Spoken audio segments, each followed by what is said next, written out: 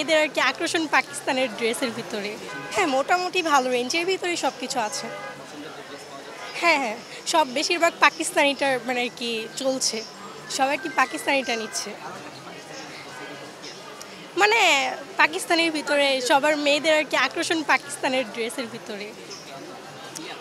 কি আছে সেটার ভিতরে মেয়েদের ভালো লাগা কাজ করে, এরকমই আর কি। আছে ভালোই, কিন্তু সেটা হচ্ছে মানুষের নাগালের বাইরে চলে যায় দামগুলো। জি জি।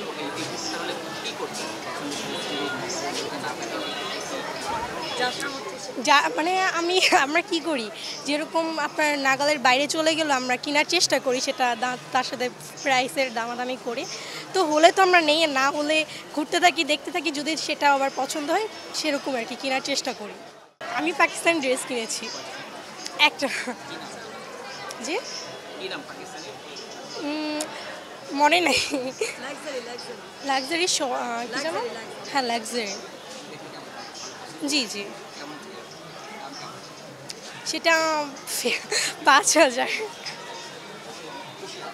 জি জি। আরও অনেকগুলো কিনেছি। ৪টা ৫টা। জি জি।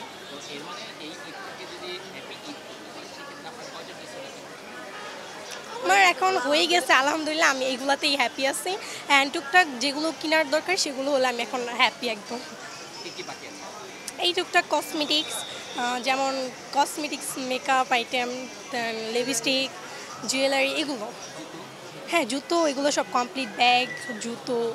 জি জি। জি। আমার আম্মু।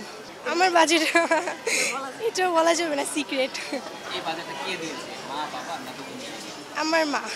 এজ ইউজুয়াল আমরা ঈদ বলতে আমরা বুঝি আমাদের ঈদ, আমাদের মুসলমানদের ভিতরে আমাদের ঈদুল ফিতর এবং ঈদুল আজহা, এই দুইটাই আমাদের সব থেকে খুশির এবং আনন্দের। কিন্তু আমরা যখন 30টা রোজা রাখার পর সকালে ঈদের আনন্দ ফিল করি, সেটা অনুভূতি একদম অন্য মতো কাজ করে, ফিলিংস বোঝানো যায় না।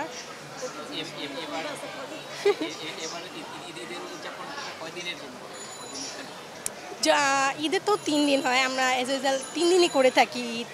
তো এরকম 3 দিন যদি ঘুরতে বের হওয়া হয় তাহলে ওই ঈদ যাপন মানে ঈদটা হয়, ওই আনন্দটাই হয়। ফ্যামিলি ফ্রেন্ড না।